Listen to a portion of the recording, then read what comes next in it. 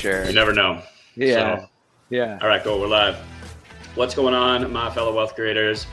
Man, I'm excited to do this video. This is going to be a freaking epic conversation. It might be one of the best videos I ever do on my channel. I have Seth Wasserman, CEO and president of 3 Points Insurance Design here to talk about IUL and whole life and everything in between.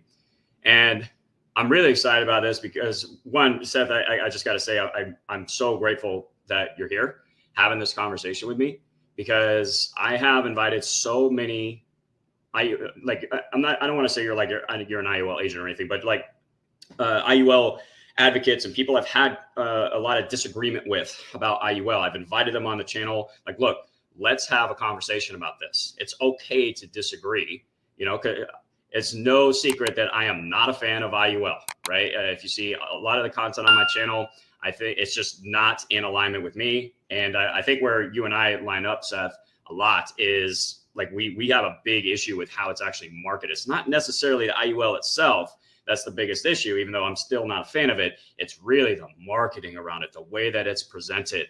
And I think it's like this type of conversation is really, really beneficial for people who are maybe interested in something like supplemental tax-free retirement income, for example, or just how do I use life insurance in my own personal finances, whatever. And I think a lot of the times people don't actually know what they're getting into. They're only sold and presented the really sexy, exciting stuff about IUL. They don't know what they're actually putting their money into and the risk involved and the things that can go wrong. And that's where I have the biggest issue. And I think conversations like this are so important for people to hear both sides of the story. Okay, so Seth and I are going to disagree a lot when it comes to IUL itself. I'm not a fan. He definitely sees a place for it. But where we line up is that it comes down to what your personal goals are. If you understand how an IUL works and you want to put your money into it, fine. I say it on my channel all the time. Don't care what you do with your money. Just know where it's going. Like, what are you actually putting it into? You know, do your research, understand how it actually works. That's the biggest thing for me, right? So I think this is just going to be an awesome conversation, man. I think it's going to be really beneficial. And I just want to say thank you for coming on to the channel, because so many people just don't do it. They're happy to type their comments in the videos, which is fine. That's cool. But as soon as I invite them on, ghost, like it's just crickets, man. So I really appreciate you being here, sharing your expertise. So I'm looking forward to it. Why don't we start with a little bit of background, and I'll give some context afterwards. I think the way you and I met was pretty interesting. But why don't you give us a little bit of background, who you are, who you work with, what is 3 Points Insurance Design? What exactly is it that you do? How did you get into the industry, et cetera? Yeah, well, first off, Matt, thanks so much for having me. I really appreciate it. And yeah, we had great conversations on LinkedIn, and I really appreciate it. I'm not scared to have a conversation at all about life insurance. I think there are many different types for a reason, and we'll dive into that in a little bit here. But so I'm the CEO founder of 3 Points Insurance Design. I've been in the industry just short of 25 years. I started in early 2000s as a New York life agent. So I was, bred with the blue of New York life, and whole life insurance was the best answer on the face of this earth. And, I had great training. I had a great mentor while I was there, who is now also still in the business, not with New York Life anymore, but my manager was phenomenal, and we had a great relationship. He brought me in. I'm an ex-football player. I played in college, was still trying out, and working at a gym, and we met each other, and he's like, hey, you have a real good gift of talking to people, blah, blah, blah. So brings me in. I really gravitated and took hold of the insurance industry in its entirety, and just absolutely loved every second of it. Built my own practice for 4 years, sold it off to another New York Life agent, and went to work for a small broker dealer in Calabasas, built their insurance division up. Unfortunately, that broker dealer didn't make it, but from there, I went on and worked for Crump for a little while. So that's going to be important, because we're going to talk through working for BGAs and that mentality of being a sales manager and having a sales team at a BGA versus being an independent producer, and there's definitely some differences there. Then after Crump, I worked for a few different carriers as regional vice president.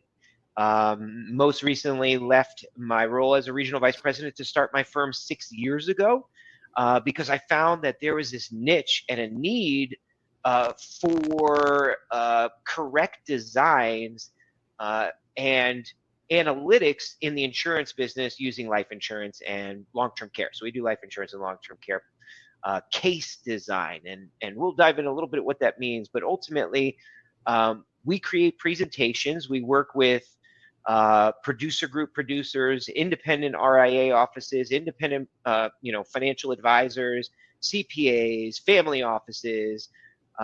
We have BGAs that are our clients, IMOs that are our clients. So it's very widespread.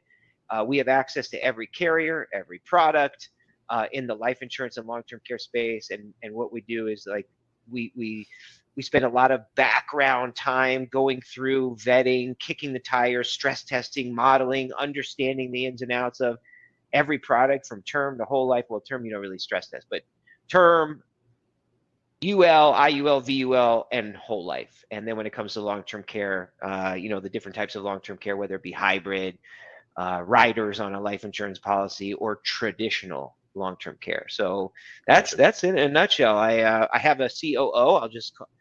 If you don't mind, I'm gonna give him a little plug. I brought in one of my very, very close friends that I worked with. We both were at Transamerica. I was RVP. He was AVP in charge of the sales desk at Transamerica, Eric Schultz.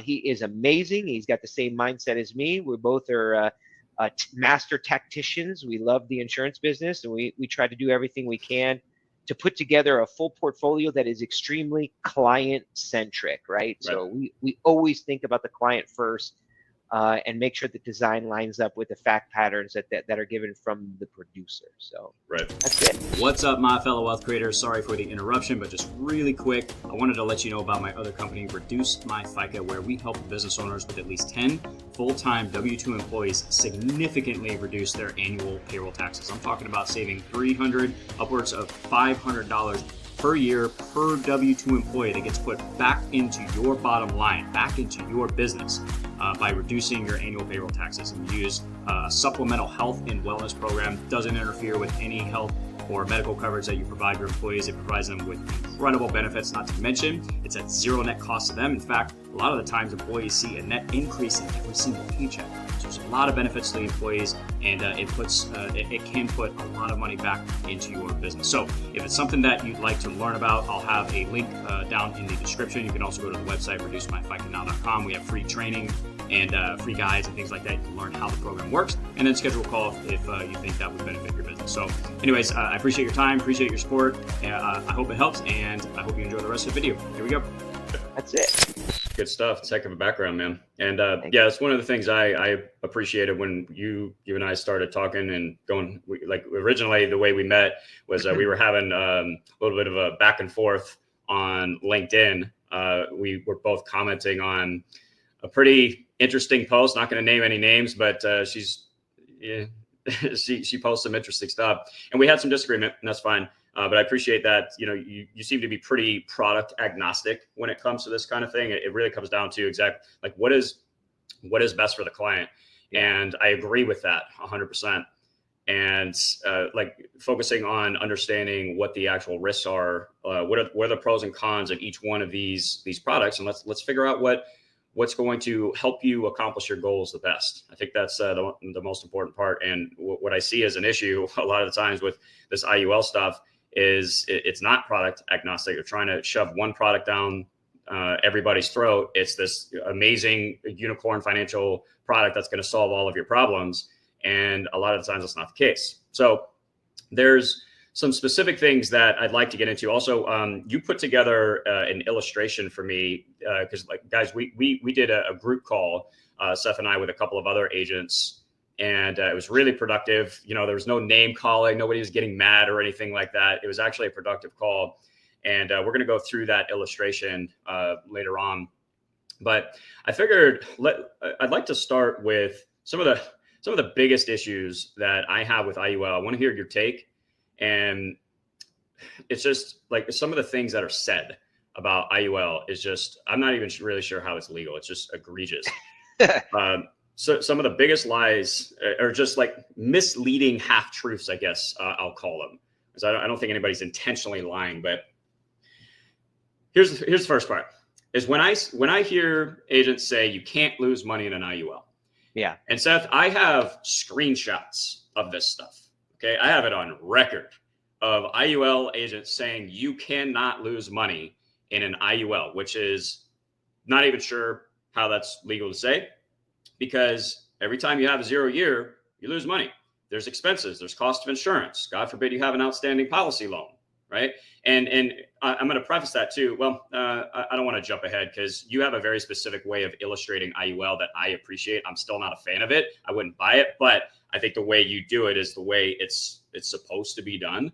So we'll get to that. But talk to me. I guess if I were to just ask you, can you lose money in an IUL? What's your answer to that, and how does that work? How do you lose money in an IUL? Yeah, Matt, that's a great question. And as a matter of fact, I had a little back and forth with a LinkedIn post yesterday because it's a little more than just can you lose it. The short answer is yes. You can definitely lose value in your IUL policy. Can you lose it because of market fluctuations? No, you cannot. Right. But you can definitely lose it if the floor is there at a 0%, but the COIs, the charges, and the expenses that are internal to the policy can absolutely make you lose money if the policy is not designed correctly for the long run to mitigate those charges, and you have that market exposure where the 0% floor is hit. That makes sense. So I just wanted to expand on that answer because the short answer is yes. The long answer is because of market losses, no. And if I may, when I see somebody post that and not expand on it, I would say something like, hey, you can definitely lose money here. There's no disagreement. You can lose money. Can you lose it because of the market? No, you cannot. Can you lose it because of the charges and the market combined together? 100%. So I think that's where the half-truths start to come in, and why it's so frustrating to hear and it's so misleading, because I'm trying to think of it as a consumer.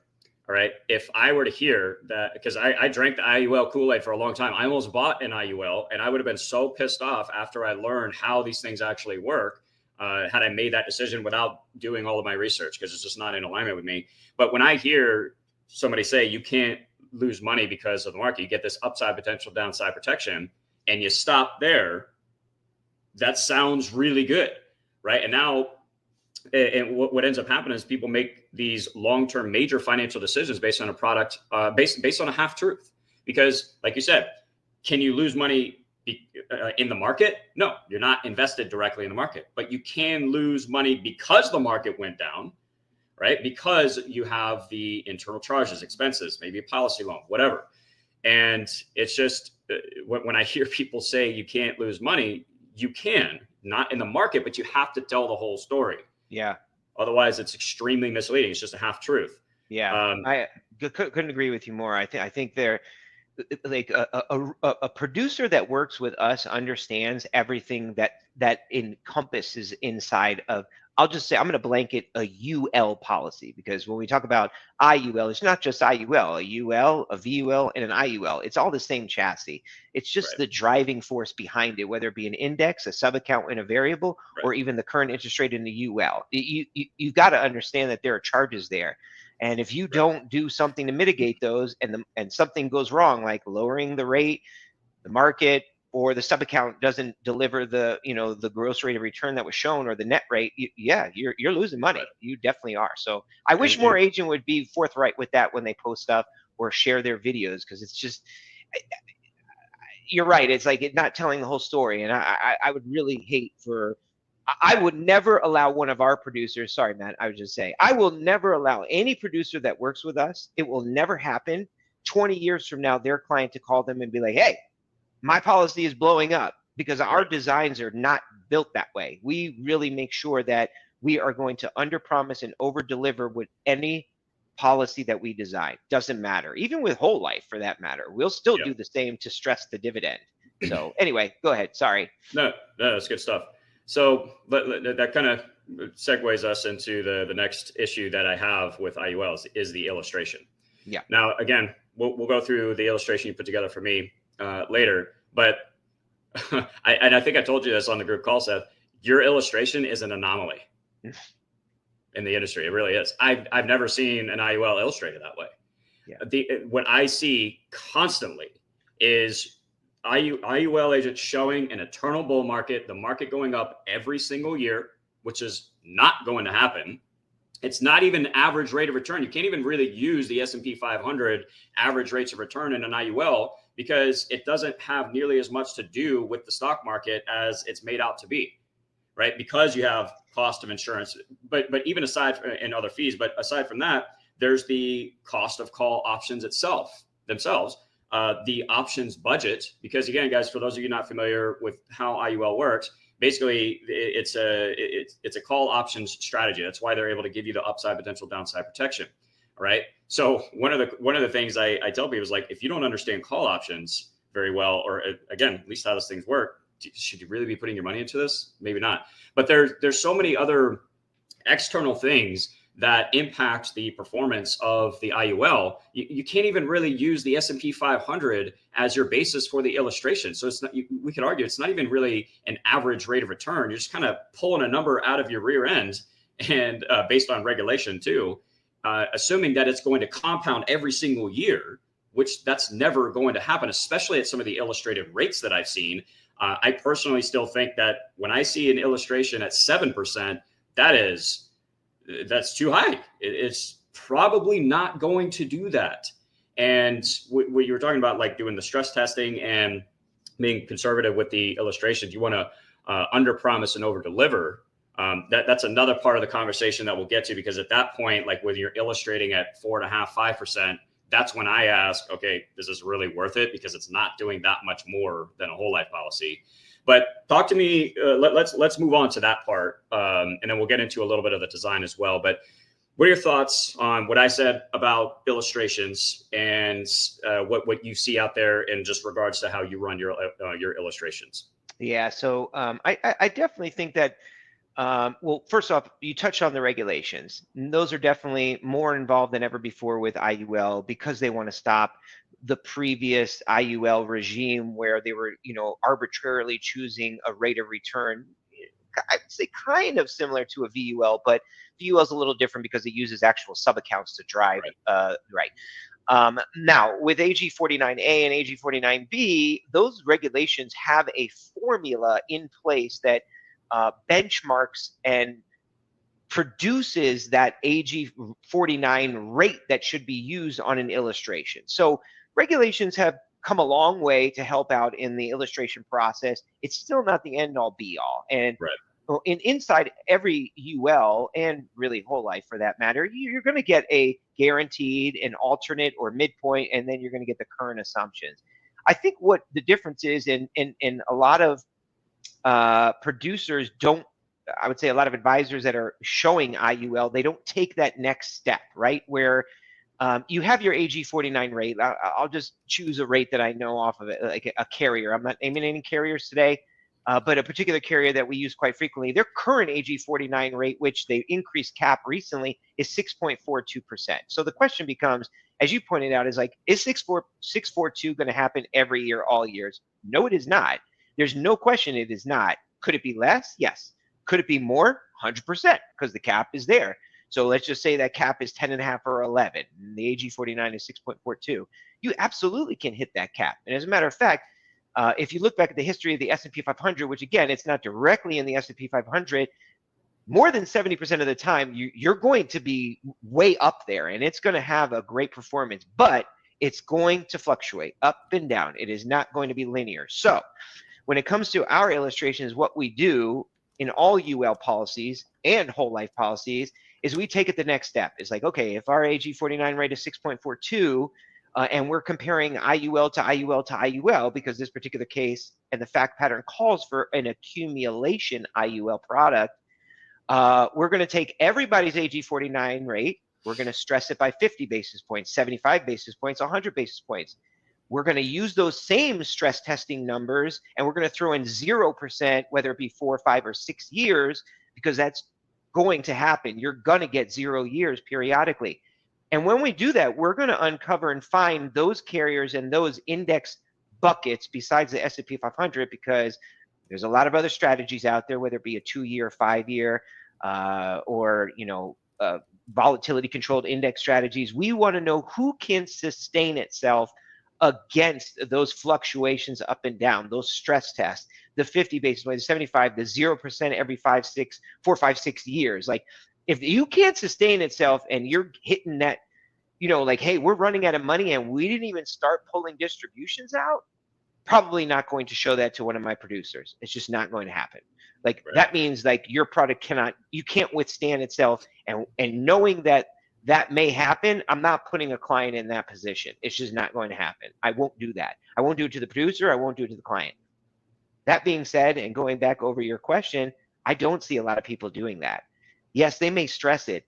And one of the biggest arguments that I have, I wouldn't even call it an argument, but conversations that I have with producers is, if you're showing IUL versus IUL versus IUL, right, and you want to find the best one, and you arbitrarily choose a rate of, like, let's say 5%, and you run everybody at 5%, you are not doing justice to stress tests in IUL. Yeah. Every carrier and every product is different.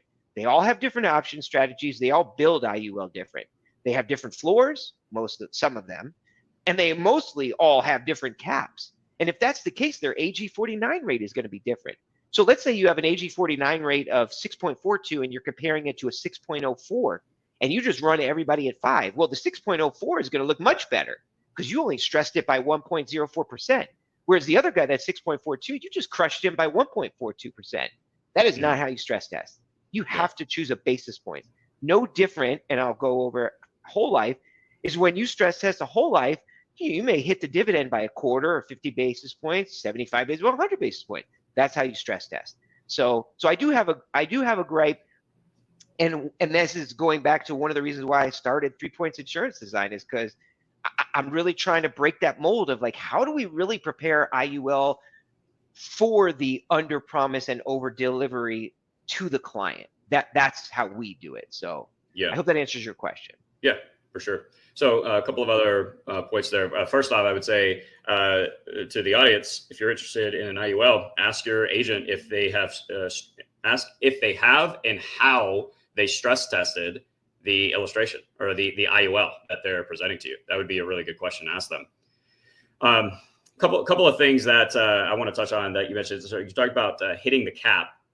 So when you hit the cap, like let's say you have the 10, 11% cap. Okay, that's good, whatever. But that's not necessarily what's actually credited to the cash value, right? Because there's still costs, there's still fees. And I guess also too, it would depend. It does depend on design, depends on age, right? So the reason I'm bringing this up is because I hear agents talk about like these anomaly years that they get. Like I had a client that got 19% this year or 68%. Like there's just these crazy numbers, and they want to use that to make the IUL sound real, like better than it actually is. Like nobody's disputing that an IUL can't have good years.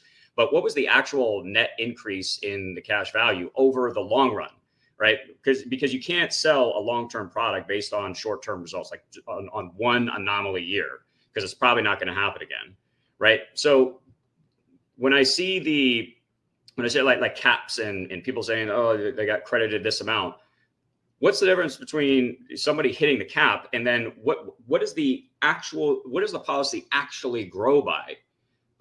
Because I think that's important, because it's really easy to look at like a cap and say, oh, getting 10%, 11%, whatever, that sounds really good. But what is my cash value actually growing by? So do you find in your experience that is the case, that like if they hit the cap, does it actually grow by that amount?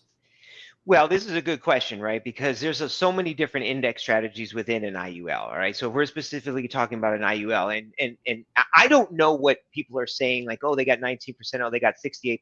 Now, I can tell you that there are uncapped index strategies that offer a participation rate that can drive your rate of return to be very high. Okay, I personally have an IUL, and I am allocated into an uncapped strategy because I am willing to take that risk. I feel very comfortable, especially with the way that I design my own policy, and if it's designed correctly, I'm okay taking that on.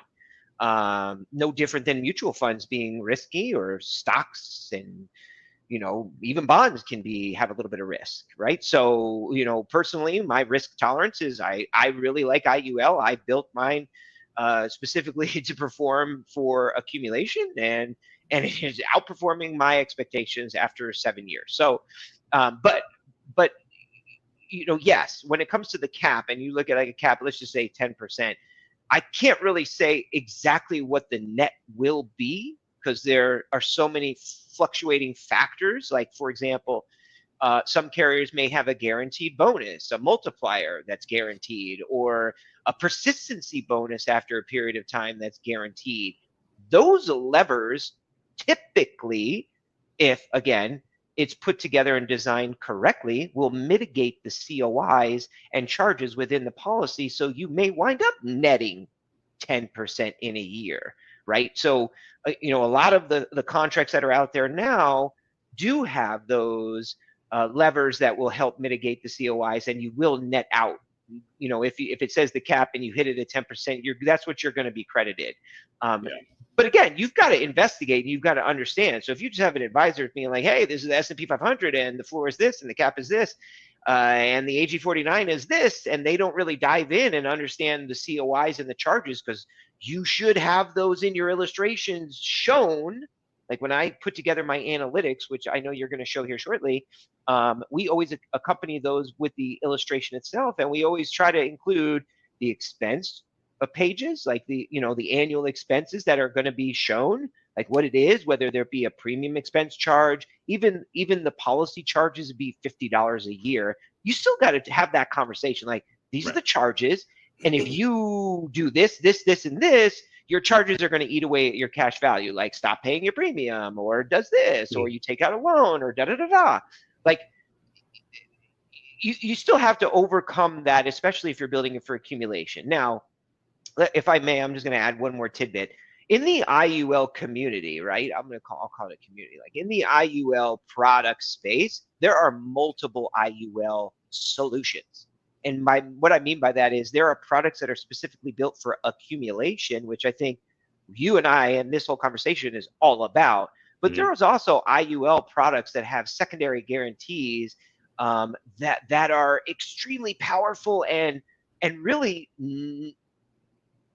inexpensive in itself, that will deliver a fully guaranteed product. Like, but those are specifically built for guarantees. Like, I would never accumulate cash value in a guaranteed product. Now, the same conversation with those products need to be had. Like, you have to understand your charges, you have to understand the premium, because if you don't pay the premium, or you pay less than the premium, your guarantees are off the table. Like, you have to understand that those products are built specifically, whether it be for estate planning, or I don't need to get into concepts, but you got to know the differences, right? And so I just wanted to bring that up, but I hope that answers your question.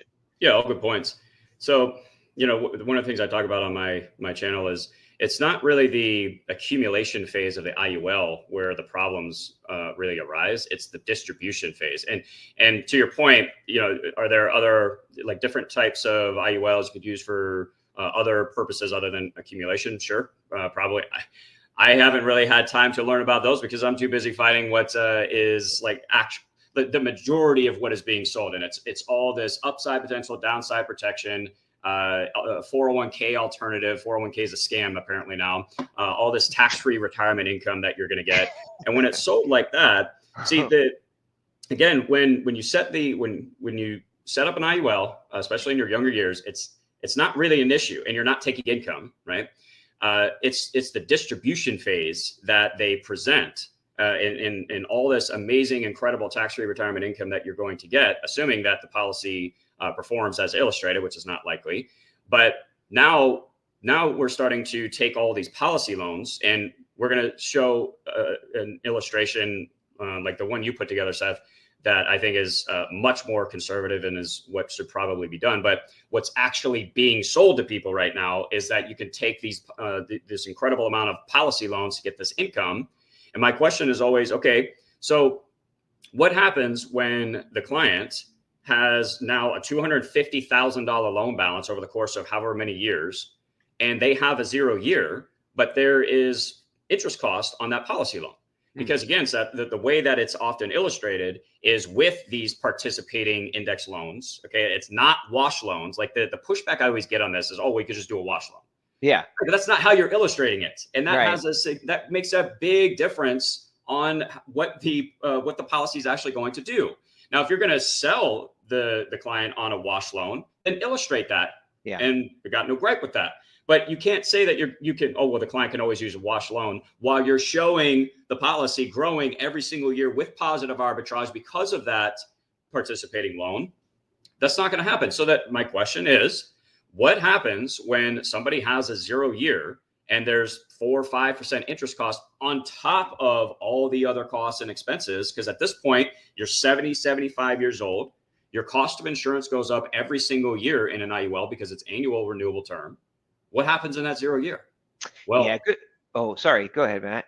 Well, I was just gonna finish up with like that can turn into a disaster for the client really quickly. Yeah. I totally agree. So we at 3 Points Insurance Design, we're very conservative. Typically, unless we are specifically asked, we never show participating loans. I would much rather go with a wash loan. I mean, why take when you have a situation that could really just wash out and be a net quarter or a net 0% loan, why would you take the risk on a participating loan?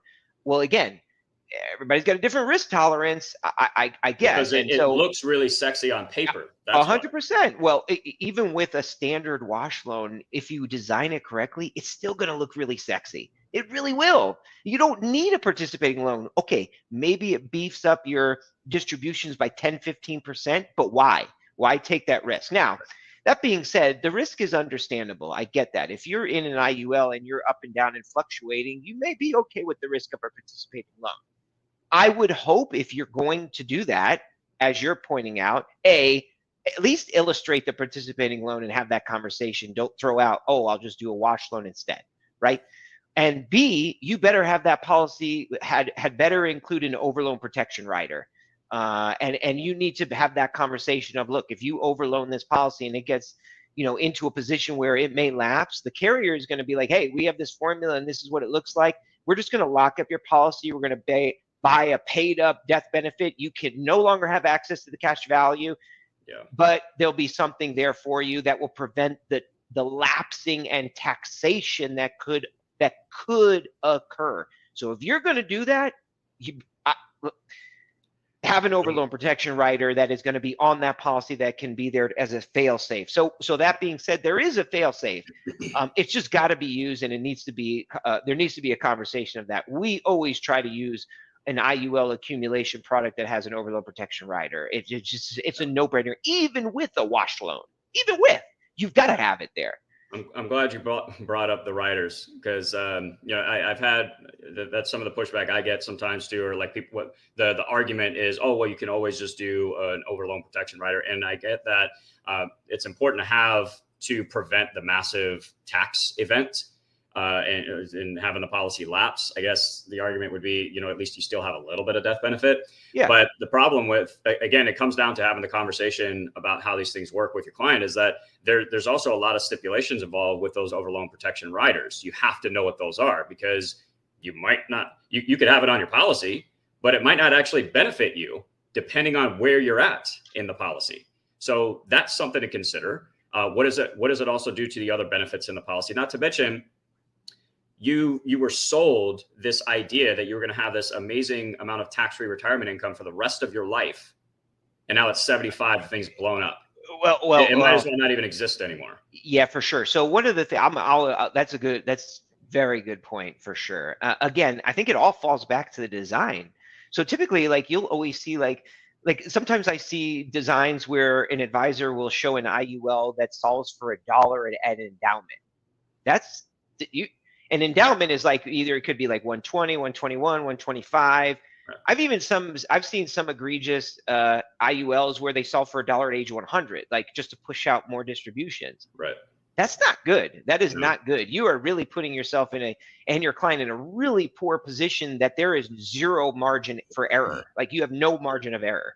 So typically what we like to do is show like more than that. So even at Endow, we'll show $25,000 or $50,000 of net surrender value. That gives a cushion and allows that fluctuation to go up and down, because you don't want to get down the road, to your point, as you're taking loans out and you get to like age 95 and you solve for $1 at age 100 and you miss the window for the overloan protection rider, you're in deep trouble. Now now you're calling your client like, hey, I'm really sorry, you're going to have to put $120,000 a year in for 5 years to make sure it gets to 100. Like that's not good. That's not a good conversation to have. So again, that cushion that you give it. So the downside, I wouldn't even call it a downside. I think you and I are in alignment with this, that it's not worth the risk to try and squeeze out every last little dollar you can out of the policy, because you're taking on the risk is not worth the little bit of extra income that you're getting. So that cushion might lower the distributions a little bit more, but you're now lowering your risk as well. And if IUL is as amazing as you say it is, then it should perform really good over the long run. You should still have a good amount of income without taking all of the risk, or without adding additional unnecessary risk. Exactly. And reducing your margin of error. And I'll just bring up 2 points for you right here that are really crucial, I think, as part of this conversation. Number one is, I have a financial planner. He works with me and he helps me. When we put together our financial plan, which is actually sitting right behind me, which is like 60 pages long, because it's extremely cumbersome, and I own a business, and my wife works, so there's a lot to it, right? He projected out of retirement at A, different ages, right, and B, different rates of return of our overall portfolio and what it's going to look like, and different actions that we, meaning my wife and I, may take before we get to retirement. It's the same thing with like insurance. You've got to show the different elements and the levers that could happen, right? So I think that's a great point to make there. So let's talk a little bit about design, and then I want to pull up the illustration. I want to talk about one more thing before we do pull up the illustration. I want to talk about cost of insurance versus net amount at risk. But when you say policy design, so there's definitely a very specific way that IULs need to be structured, obviously too, based on what the client is trying to accomplish. Unfortunately, so many of the policies that I've seen, people I've spoken to, are sold trash policies at target premium, and it's just awful. And so a lot of the policies being sold out there are not properly designed. Yeah. All right. And we'll get into. I think the illustration you put together, I would consider a proper design. But let me ask you this: what's the difference between a proper design and proper funding? Because you can design a policy perfectly, but the client still has to fund it properly. And one of the things that I see sometimes is as it's promoted as a benefit is the flexibility of an IUL. If you only want to make the minimum premium payments, if you're having a tough time this year, you can do that. You're in charge of the premium. I would actually say that's not a benefit. That with a product like IUL, because of all the things that can change, the rising cost of insurance, et cetera, like you have to max fund it every single year if you want to get anywhere close to what was illustrated. So you could put this design together, but what happens if the client doesn't fund it the way they need to? And I guess part of that conversation is making like this IUL product, or even whole life too. It's not for everybody. And the target audience that I see IUL agents going after sometimes are people that you're going to put $100, $200 a month into an IUL. Is that the right person for this product? If they can only afford $100, $200 a month, maybe. Most likely not, I would argue. So talk to me a little bit about that, the difference between designing it correctly and then actually funding it correctly. Yeah, that's a good question. So first off, I'll just bring up, I think this hasn't been said, and this was the second point that I was going to make. So I apologize if I backtrack here a little bit, but an IUL or a cash accumulation life insurance solution, I'll say a solution product, should be in accompaniment to other tools to help you with your, whatever the goal may be for accumulation, retirement. Right. Let's just call it It shouldn't be retirement, the right? primary aspect of Should it. never be the primary basket. Never, never, never, never, never. I mean, I say never. Rarely. Rare, yeah, 98% of the time, an IUL is not going to be on its own to be the solving solution. So if that's the case, and let's say somebody only has $200 of discretionary income, and they're using that discretionary income to fund their 401k, and you're like, no, let's do this. Well, I would say, what are the differences, and how are you weighing those differences of like, hey, I get a tax deduction with my 401k. Okay, yes, with an IUL, it's not deductible, it's deferred and potentially tax-free distributions. Like, you got to know what those differences are and whether it's going to benefit that particular client, right? So, right. Yeah, I would say that's an extremely important factor when it comes to IUL for accumulation. Now, when it comes to the design versus the funding pattern, I have to say I do disagree a little bit, but I want to expand on the disagreement, and not in a bad way. I disagree with your view of the flexibility, because my view of the flexibility is the ability um, to fluctuate your premium, but not completely drop your premium to nothing or the minimum bare bones premium that's necessary.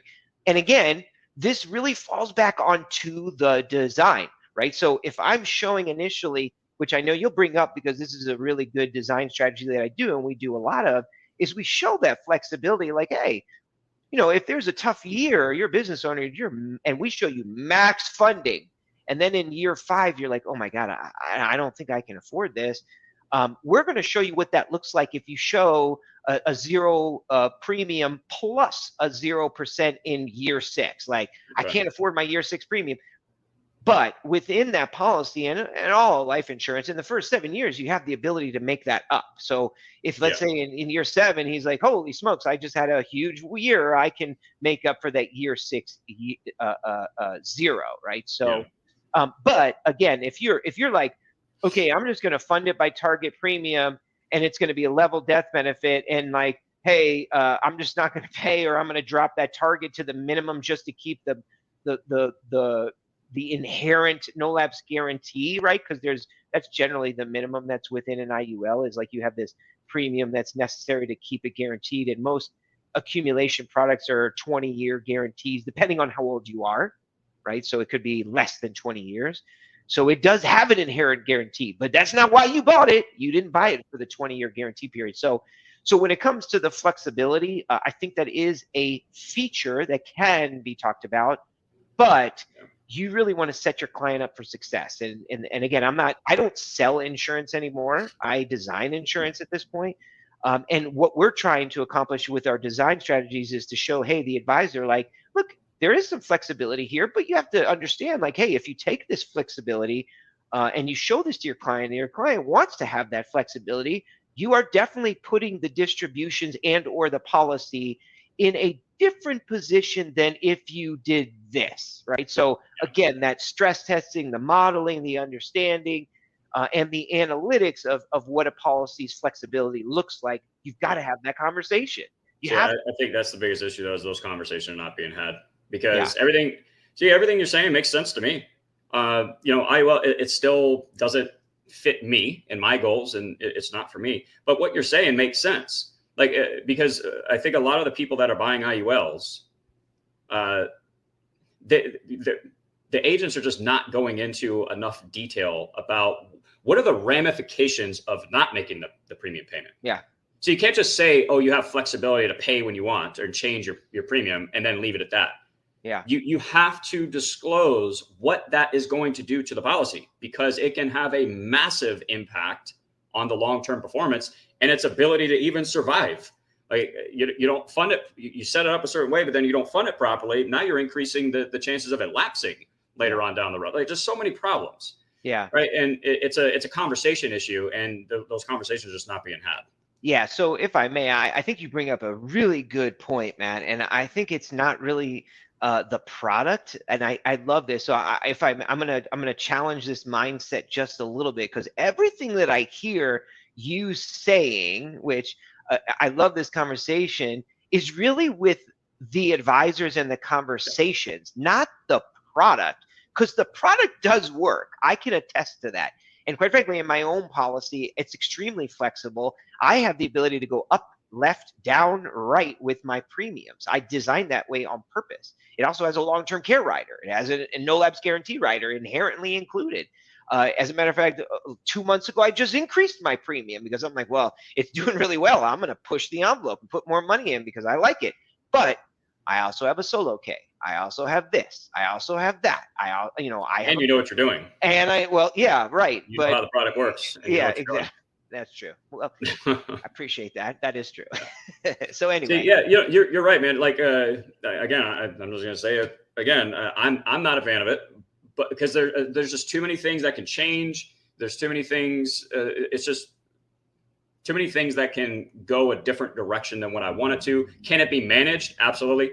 I don't want to mess with that. It's just not me. That's why for me, custom design whole life was just such a perfect fit for me, because I don't want to have to worry about all that stuff. And we can, at some point in the conversation, maybe we can get into, we've had some back and forth about the risks of whole life. I don't see the risks very much in whole life, but I think that would be a good part of the conversation too. But yeah, it's definitely the biggest gripe I have is with the agents, the advisors, the way that this thing is sold to people just so they can make money. It is absolutely ridiculous. And most people have no idea what they're putting their money into. That kind of brings me to one other point I want to address, and then I will take a look at the illustration here, is the difference between cost of insurance and net amount at risk. I think this is really important for people to understand, because I hear so many agents say that your cost of insurance goes down, it gets cheaper as you get older. Like I hear certain big time influencers on YouTube with hundreds of thousands of views on each video saying this, that it's the only insurance where your cost of insurance actually gets cheaper as you get older. And it's a half truth again. It's kind of like what we were talking about earlier with the illustration and whatnot. So this is how I understand it. I think it's pretty simple. Tell me if I'm missing something. But any UL product, every UL product is built on annual renewable term. Okay. That means we're specifically talking about, like when I say UL, I'm talking about universal life, variable universal life, index universal life. Okay. It's built on annual renewable term. That means your cost of insurance goes up every single year, regardless. And it gets exponentially more expensive the older you get. You can't do anything about that. With that said, what's applied, what you're actually charged within the policy is based on your net amount at risk. That's the difference between the cash value and the death benefit. And that itself can be managed. That can get lower because you can manage the net amount at risk. But to tell somebody that their cost of insurance gets cheaper is absolutely ridiculous. And I see UL policies, like articles and stuff where these poor people in their 80s and 90s, these UL policies just completely blowing up in their face. They were told that their premium wouldn't go up. They didn't have to make premiums their entire life, that this was permanent insurance that they'll always have. And then they get a bill from the life insurance company for $80,000, right? So talk to me a little bit about the difference between cost of insurance, net amount at risk, and we'll go from there.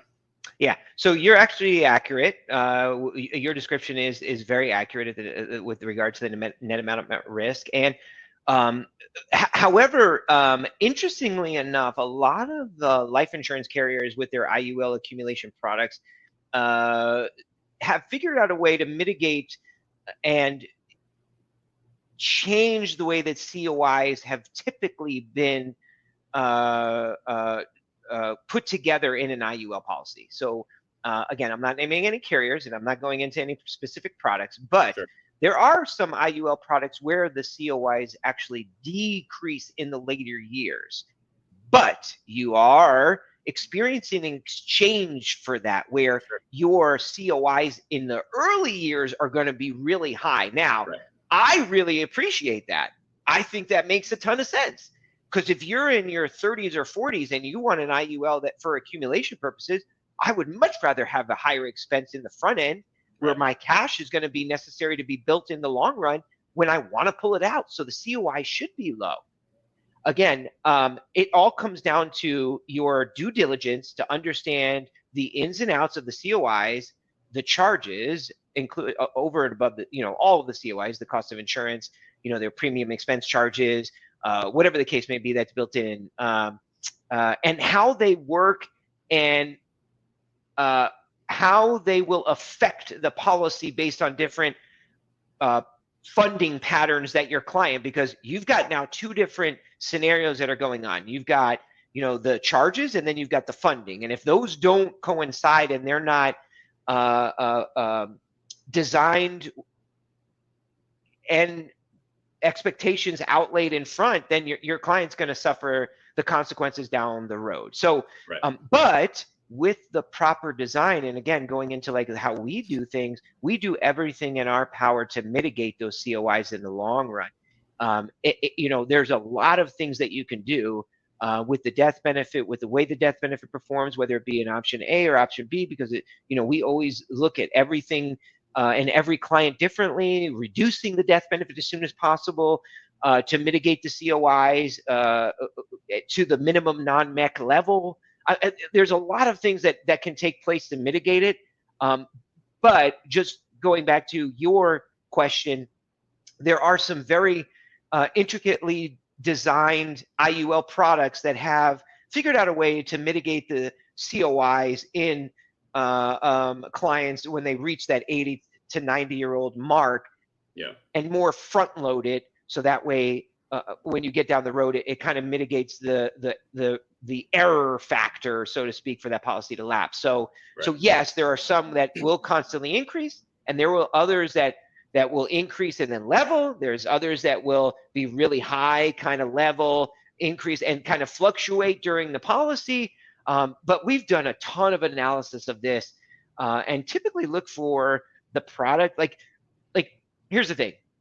In a nutshell, in the entire industry, there isn't just one carrier and one solution. That and it's there for a reason. Just like there's not one mutual fund family with one mutual fund, or it's not right. So when it comes to any UL policy, UL, IUL, VUL, every client is different, every goal is different, every need is different. You got to do your due diligence. You can't just be a one-trick pony and selling like, oh, I love this carrier and this product because I understand it and it's easy, right? Well, every IUL has an S&P 500 index strategy. That's like the bar. That's what AG49 is all about. So if that one carrier and that product is easy, this one is just as easy, and maybe have better COIs for your client, right? Better outcomes for your client. You better do your due diligence. So I hope that answers your question, but that's good stuff. One thing I want to touch on that, like my biggest takeaway from all that is, just speaking to the audience here for a second, is there's no free lunch when it comes to these products. Okay. So if an agent is telling you about how amazing this one part of the product is, you need to realize that you're giving up something on the back end. And that's for any type of, that's with a whole life, that's with annuities, right? Finance products in general, right? You're giving up something on the back end. Now, maybe that's worth it, right? But you have to know what that actually does. What are you giving up on the back end in order to get this benefit, right? So see, Seth, to be honest, I didn't know that there was an IOL product out there that had higher cost of insurance in the beginning, so that your cost of insurance is lower later on down the road. Well, I'm happy to provide that education. That's why we have our company 3 Points Insurance Design. That's what we do. That's why we have these conversations. Exactly. And I'll tell you this, it's actually a newer product. It's a very interesting lever that you need to understand, because they put it in place. It's like you can choose. I'm not going to name the carrier and I'm not going to name the product, but you can choose a long-term performance, short-term performance, or a balance. So it's really cool how they did it, and it's all based on the COIs and how they act in the policy. So I really applaud that. I really like what they did there. I'd like to see more carriers offer that kind of solution. Matter of fact, to be honest with you, I'd like to build my own IUL and take away the target premium and make it a stripped down, like very simple, like, IUL policy that's all client centric. I would love to do that. It's like, give the agent a little bit. They did their work. Congratulations. I'm happy for you. I get it that they have to do. I was an agent, so don't misunderstand. I hope there aren't agents out there that are pissed at me right now. But like, if you really want to sell an IUL and you want to do right by your client, you don't need to make 95% commission on a target premium. Like, I'm sorry. Like, I don't know. Whatever. That was a bad conversation to go. Sorry, everybody. I didn't mean that way. No, you're good. Seth, if you ever put your own IUL together, let me know. I'm no Would you buy it? promises, Would you but buy that it? might be an IUL that Yeah, I buy. you would buy it. You would buy it. I Maybe, got maybe. you. I'm not I going to got commit you to anything. already. I got you. I'm not going to commit to anything. Okay. I got you. But I consider it. So, all right, good stuff. All right, let's transition to the actual illustration itself. All right, and just walk me through. Are you able to zoom in at all on the document, just so we could see it a little bit better? Yeah, how's that? I can go a little bit more. That kind of cuts it off. Yeah, how's that? I can't really see it too much, but that's okay. I mean, as long as we're able to point out what part you're talking about. So yeah, well, we can go column by column. I can zoom in and kind of go like column by column, discuss this and this, and then we can go to the other side. Yeah. So, but the first thing I want to mention, though, just to give some context here, with the let's see, with the IUL, because you plugged in 0 years, a 0 every 5 years. Is that correct? 6 years, every 6 years in this particular situation. Yep. With the IUL. And then later on, when it comes to distribution, what you set up is a withdrawal to basis. Correct.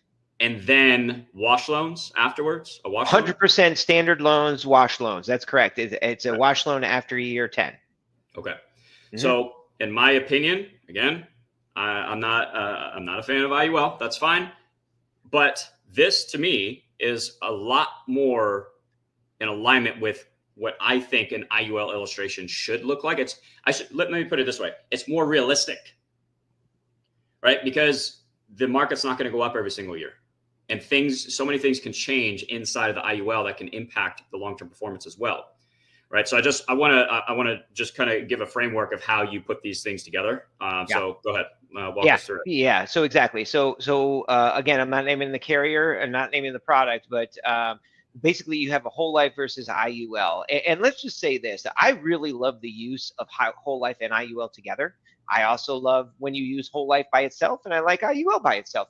Every client is different, so to each his own. In this particular situation, what we did is we took a whole life.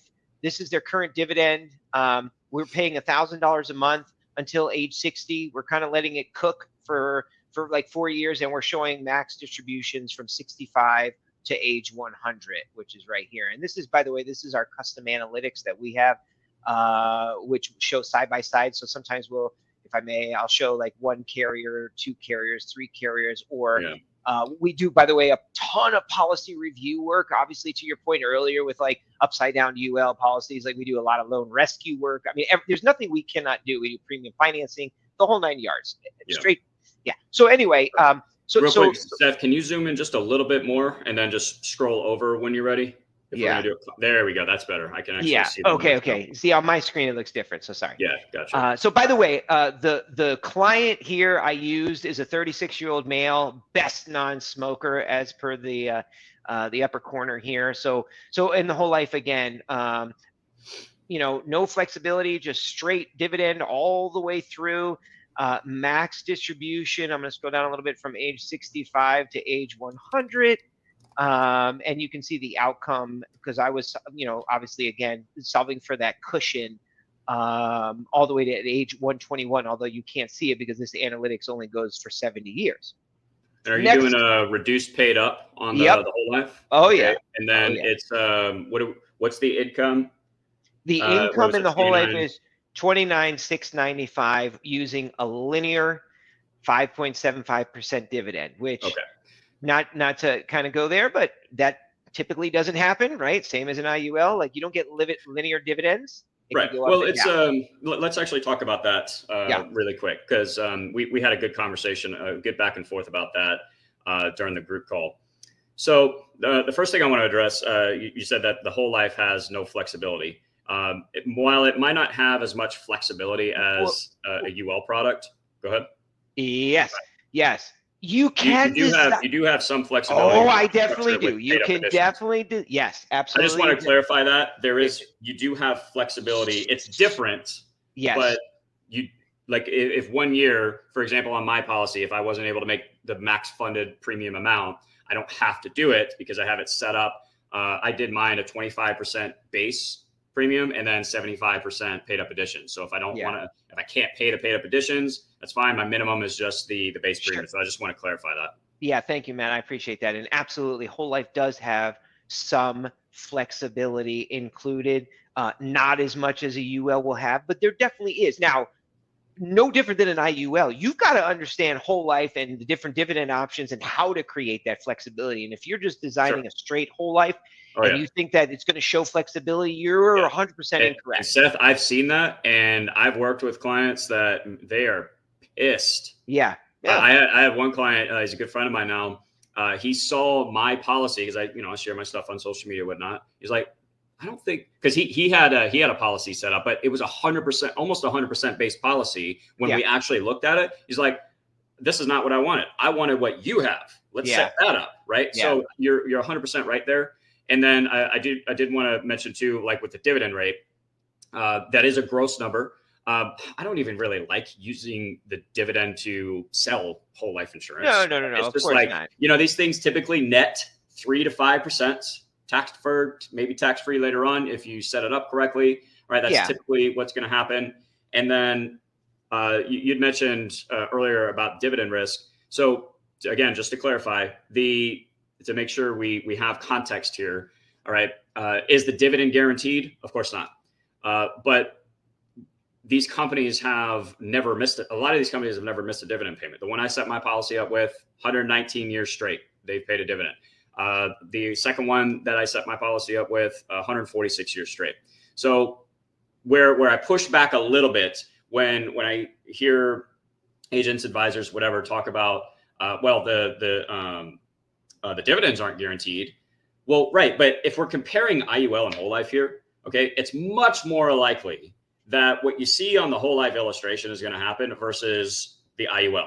Now, with your illustration with the IUL, Seth, obviously, you plug the 0 years in there and all that. So again, I think that is more realistic. But when we're comparing a financial product that its long-term performance is dependent on volatility, basically, it's dependent on a stock market index or a volatility index or whatever.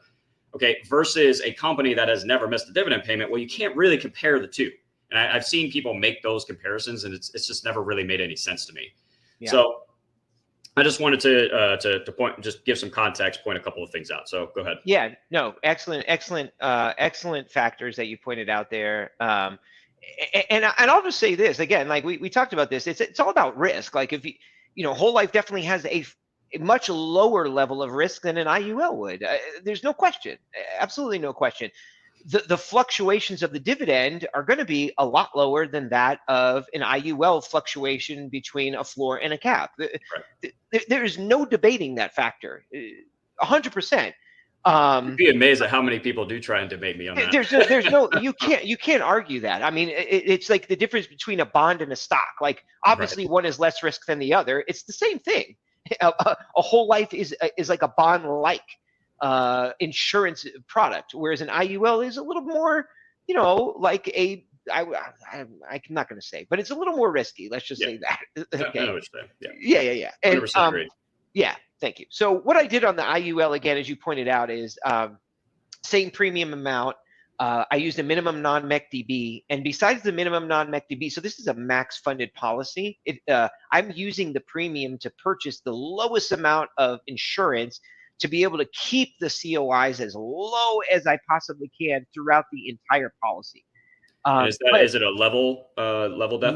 No. So we always look at what could be better, whether it be a level or an increasing. In this particular situation, because of your age, it was better. And again, like this is going to kill your commissions, but that's not what I'm in it for. I'm in to help you make sure that this is a client-centric built policy. Your best scenario was a option B, or increasing death benefit to a level solve, and then reducing the death benefit as soon as possible to reduce that COI drag and push out as much distributions as possible. And real quick, to clarify some terminology there, Seth, when you say a level solve, that means you're switching from option B to option A at some point in the policy. That is correct. That is correct. So that yes. the death benefit does not continue to increase, because that can, again, if we're talking about cost of insurance, that can cause problems later on down the road Correct. if you have too much insurance. Correct. Absolutely. The larger amount of insurance that you have, the more the COIs will be. And again, it's right? because IUL is built on the annual renewable term chassis. That's why that is significant.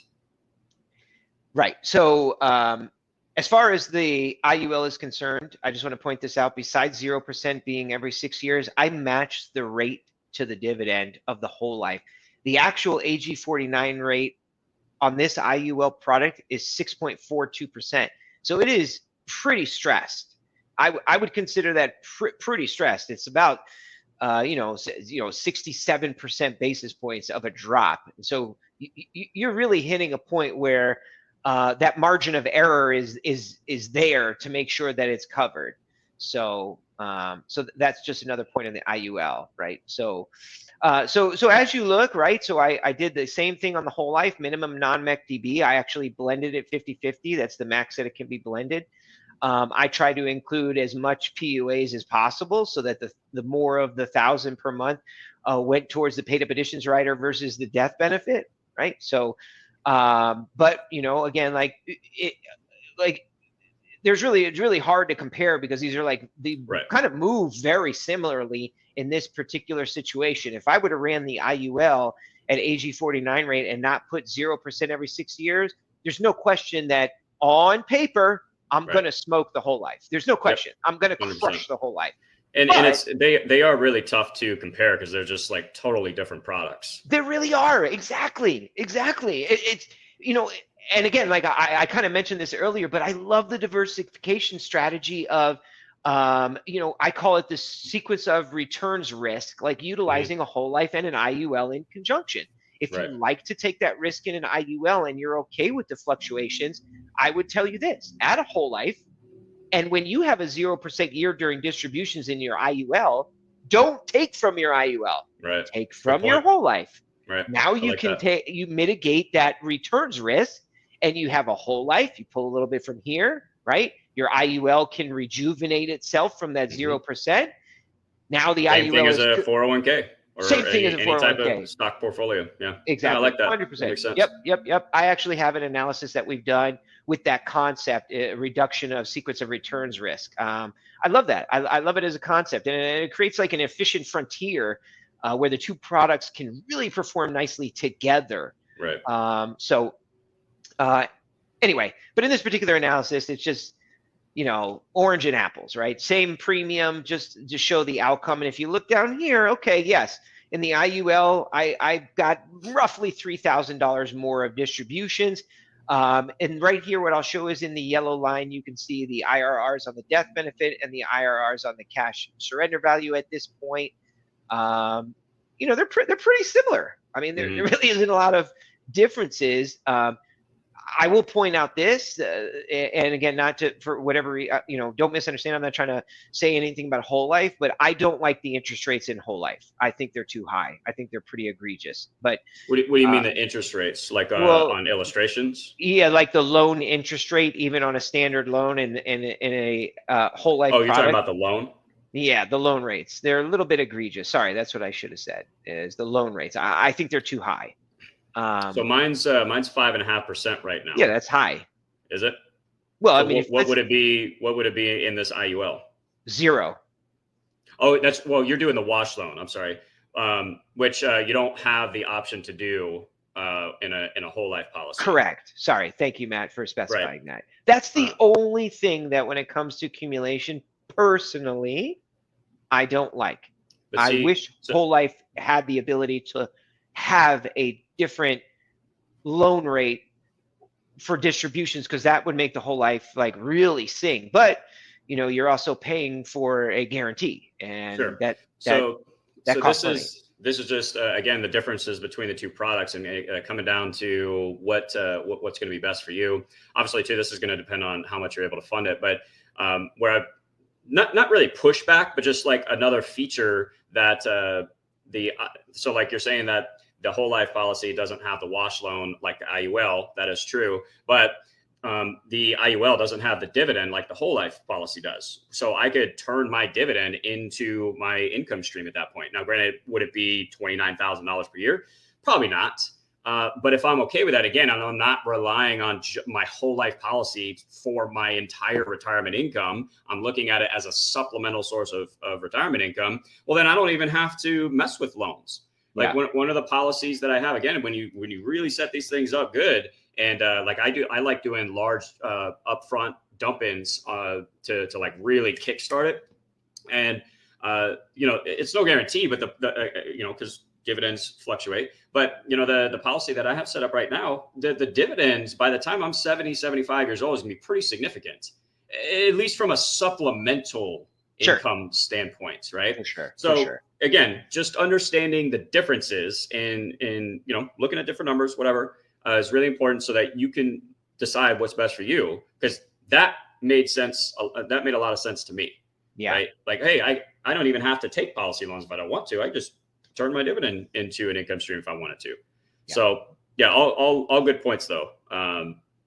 What else about the IUL? So we left off with so internal rate of return was pretty close. The IUL still had a little bit more income. Again, we're kind of comparing apples and tater tots here a little bit. Yeah, we are. But still, it's good to see. What I really like about this though is just seeing how the IUL, I think, should be illustrated in a much more realistic fashion. Yeah, I agree. I mean, when we do designs, typically we use this analytics, we put it side by side, and once we zero in on the product and the carrier that fits for a particular client, what we like to do is show different modeling and stress testing, and so that the client can see well, what if this, what if this, what if this, and this is what it looks like. So along those same lines, in the columns 3 and 4 here, what I did is I'm showing a little flexibility. So not only do we have, I'll start with the IUL, not only do we have 0% every 6 years, but every 6 years, I am not paying $1 of premium. There is no premium going in here. Same rate. We're showing the same income stream between age 65 and 100. And then in the whole life, little bit of flexibility. I'm showing basically what I need to pay, the minimum, in those same exact years. The difference between these two, and I'll point this out, is the dividend is linear every year, all years. So even in the first column, it's 5.75 all years, every year. And in column 3, it's 5.75 all year, every year. Whereas in the IUL, I'm showing 0% every 6th year. Very feasible to happen, for sure. Right? So really, again, like to your point, man, it's like apples and oranges. This is really no comparison. It's just showing how really the designs and flexibility could work. So with that regard, right, you kind of scroll down and you'll see, again, pretty neck and neck. It's very similar, 28 and 27 of income. You go down to life expectancy line, the IRR and the cash surrender value, the IRR on the death benefit, very similar. Obviously, you get a little more on the whole life because that death benefit just doesn't go down as fast. It does in the later years. But when I go back up here, I'll point this out. You can see that there's a reduction of the death benefit pretty big right here, 70 or so thousand. And then again over here, there's another reduction. Let me find it. Sorry.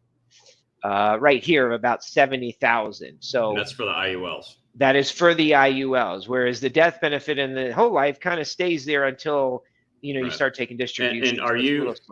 Is that part of the design for you? Is when you I assume that's right around when you switch it to option A.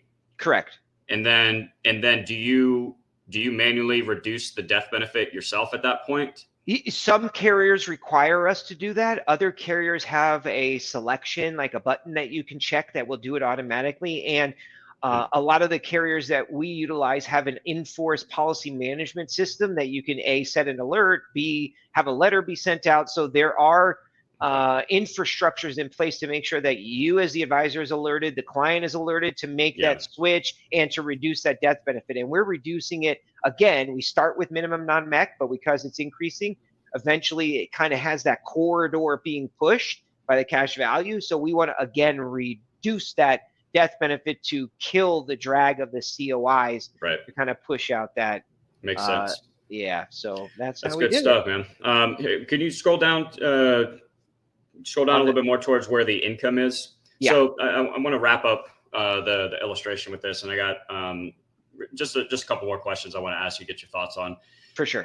But I want to talk a little bit about, I guess, going back to the point of deciding what's best for you, right? So somebody might look at this and go with the IUL, and that's fine.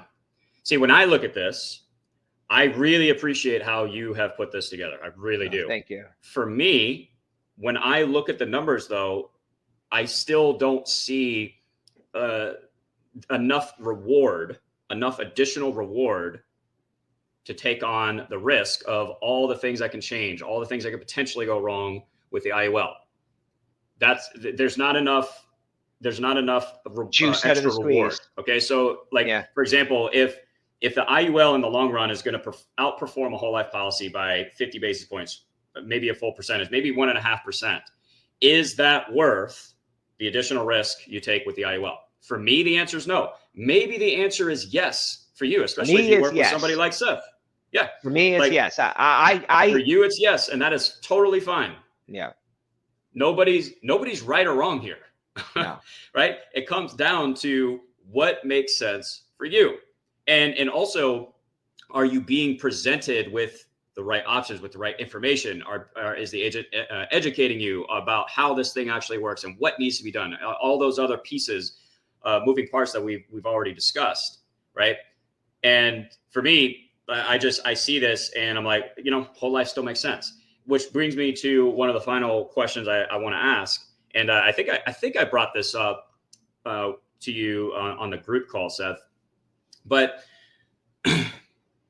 if I can get upside potential, downside protection in the market with a whole life product, that promise that IUL makes, then why would I buy an IUL?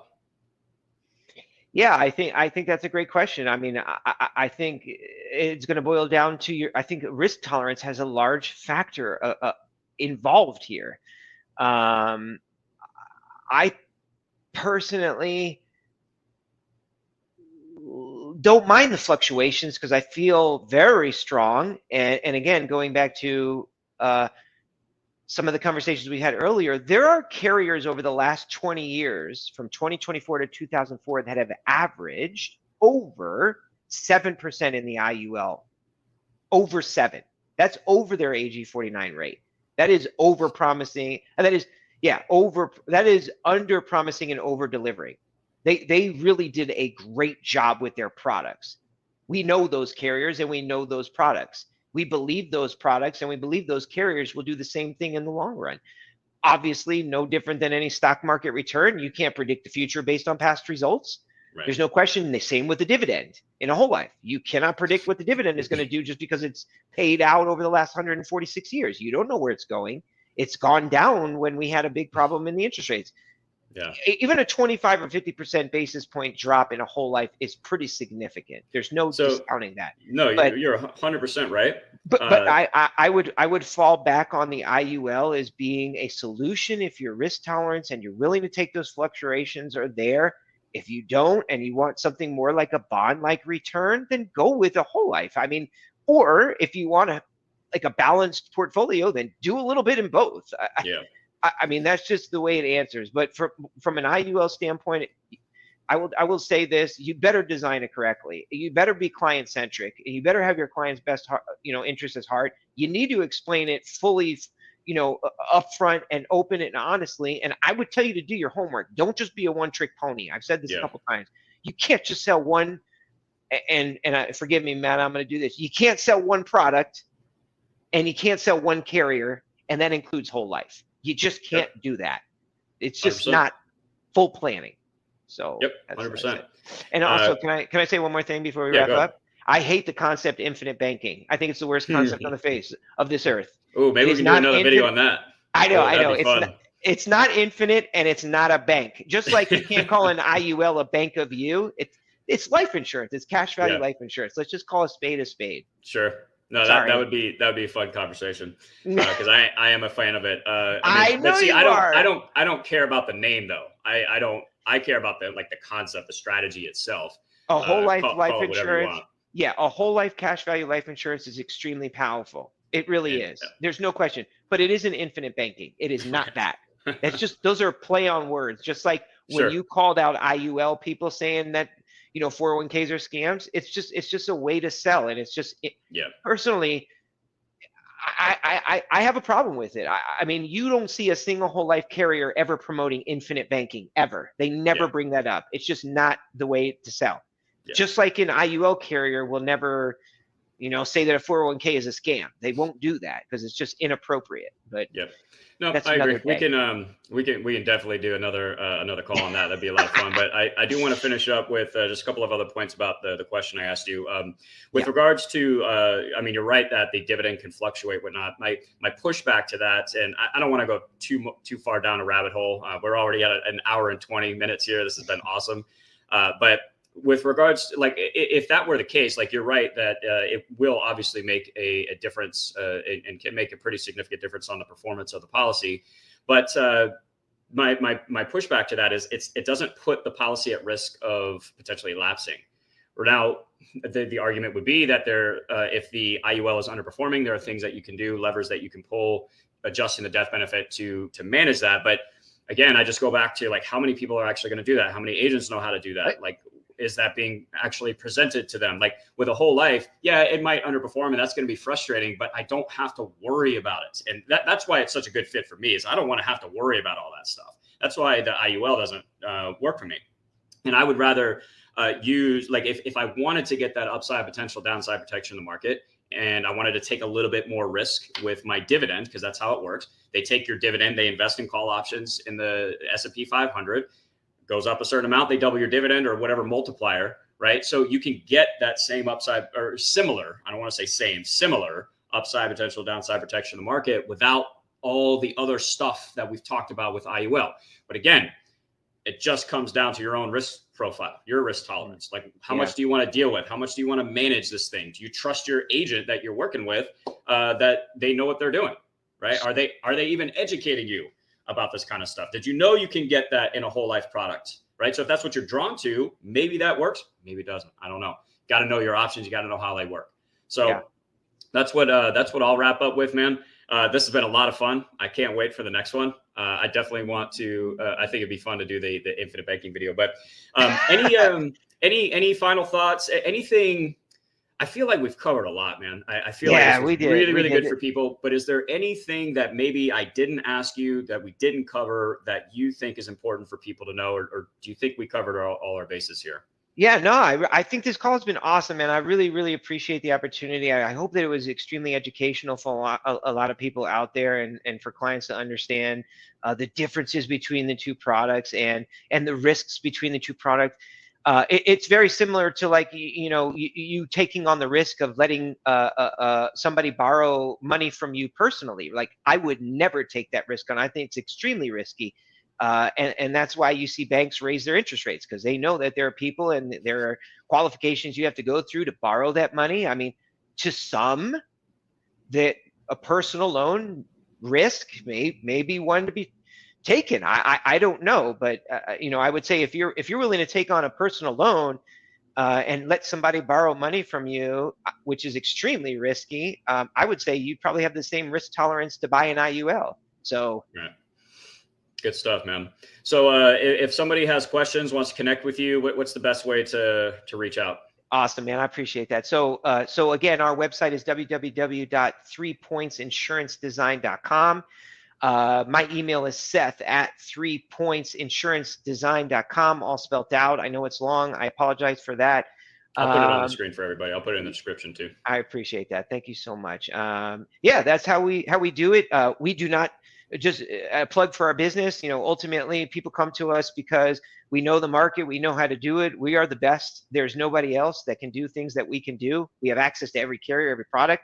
Typically, we save advisors a lot of time so that they're able to go and meet with their clients, meet with their COIs. So it's ultimately a return on investment by working with us in the way of time and more appointments, more money.